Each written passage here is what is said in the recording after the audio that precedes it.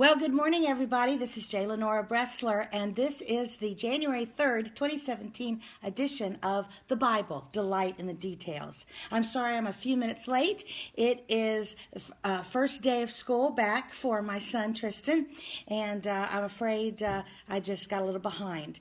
Also, we're going to change the time slightly. From now on, instead of starting at 5 minutes of 7, we're going to start right at 7. I had done that because a good friend of mine, Wade Ferenstock, who is a old-style Catholic priest, does his morning prayers beginning at 7, and I didn't want to conflict with his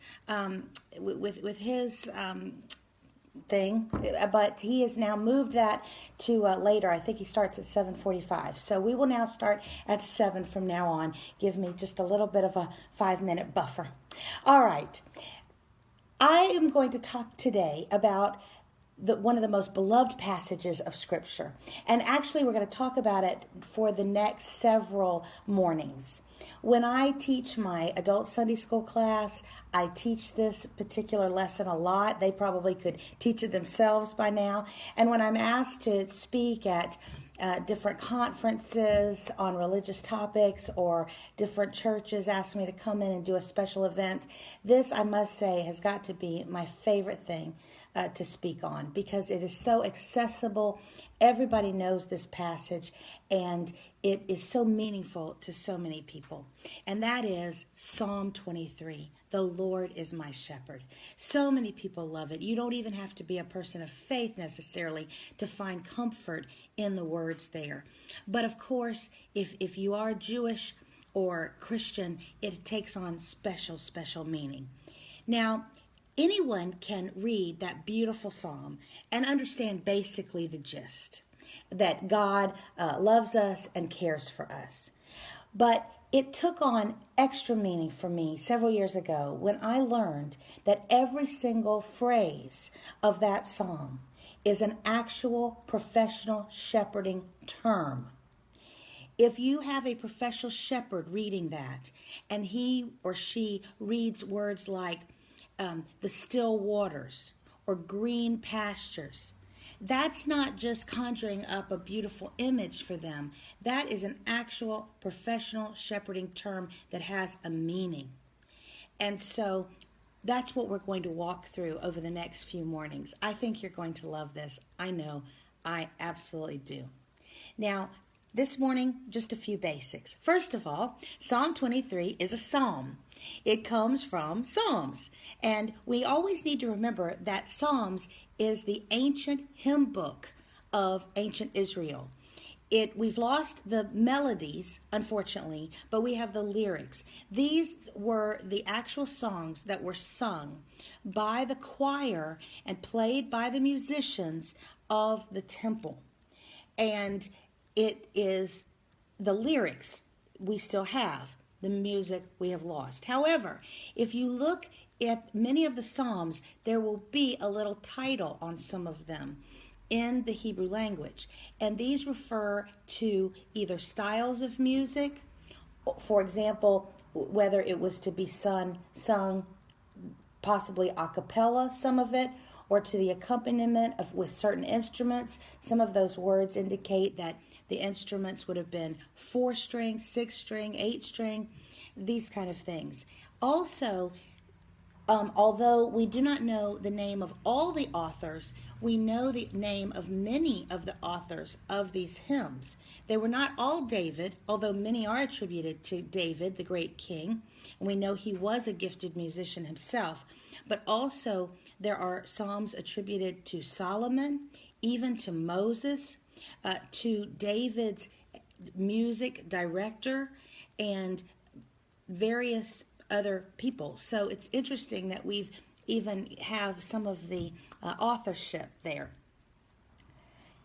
Now, there's no question, Psalm 23, the tradition is, and what it says itself is, it is a psalm of King David. And we believe that. Scholars believe that it is pretty clear that that indeed was written by the great king, the shepherd boy himself. This psalm is important because it was written by King David, but also because in John chapter 10, Jesus went to great length of telling us that he is the good shepherd. We'll talk about exactly what he said about all that, because he also brings an additional layer of understanding to being a shepherd and harkens back to Psalm 23. But for this morning, we will start with just the first phrase. The Lord is my shepherd, I shall not want. Now, it may strike you as somewhat bold, maybe even almost arrogant, to say, the Lord is my shepherd. Don't know who your shepherd is, but I got the Lord for me. But it's not like that at all. Because remember, if you've got a shepherd, that means you are a sheep. And sheep are notoriously stupid. Yes, they are the dumbest animals in the animal kingdom. They are so dumb that they will, for example, they will eat grass. And when the grass is gone, they're so stupid that they will continue to eat the dirt, which will eventually kill them. They do things that are notoriously against their own best interest. They also have this following instinct, this herd mentality, to the point that a renegade sheep can kill an entire herd. For example, if a renegade sheep gets away from a shepherd and goes into dangerous area, the rest of them will follow him. Even when he just jumps over a cliff, they'll go right after him. Really, they're that dumb. Here's another thing. Sheep have no natural defenses. They have absolutely no way of protecting themselves. Zero, none. So it's very easy for them to be picked off by predators in the wild. So they desperately need a shepherd, because without a shepherd, they are lost. The other thing about sheep is that sheep have a lot of predators, that there are a lot of animals that want to get sheep. So they are constantly in danger. So when you say, the Lord is my shepherd, you have to acknowledge very humbly that you are a stupid sheep, easily misguided, easily misled, susceptible to following other people. And so isn't that so like human beings? Isn't that like the perfect description of us? We need help. We don't know how to defend ourselves in spiritual warfare. We don't know, we can't decipher what's really good for us. We often do things like those sheep eating the dirt that it hurts us, and yet we do it anyway. I want to leave you this morning with this, the second part. The Lord is my shepherd, I shall not want. The way that a shepherd from ancient times until today, because there's still shepherds, they're very, very popular, or I should say very prevalent in the Middle East even today, among the Bedouins and all, and the tribes. The way a shepherd's reputation is based is solely on the health and strength of his flock. If the flock are doing well, he is obviously a good shepherd. If the flock is not doing well, he gets a reputation as a bad shepherd. And that's bad, because then it's going to be hard for him to get more sheep and have a job and have a livelihood. So it affects him very much. So you want to have a reputation as a good shepherd. Because the Lord is our shepherd, the Lord wants to be acknowledged as a good shepherd. That's why he protects us. That's why he provides for us. Because he wants his reputation to be intact.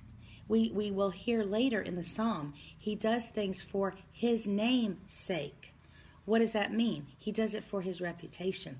Oh yes, the Lord loves us greatly, but he also is intent upon people understanding who he is and what he is. And by protecting and providing for his people, for his sheep, he earns a good reputation. Shepherds have been beloved by the Lord ever since Abel became the first shepherd, the son of Adam and Eve. And all the patriarchs, Abraham, Isaac, and Jacob, were very wealthy men because of their shepherding work. Moses, the great lawgiver, was a shepherd for 40 years in training to lead the people of Israel. King David, the most well-known of the kings, was a shepherd boy. And throughout the Old Testament, God spoke to the rulers of Israel through his prophets to be good shepherds. Shepherd my people Israel. Isn't it good to know that in a world where sometimes we love and sometimes we don't love so much, our own political leaders, our own religious leaders even perhaps, that we know that God is our shepherd. The Lord is our shepherd. If you're going to be a sheep, and if you're a human being, you got to be, it's good to have the Lord as your shepherd. I'm Lenora Bresler. Join me tomorrow for the next edition of the Bible, Delight in the Details. Have a wonderful day.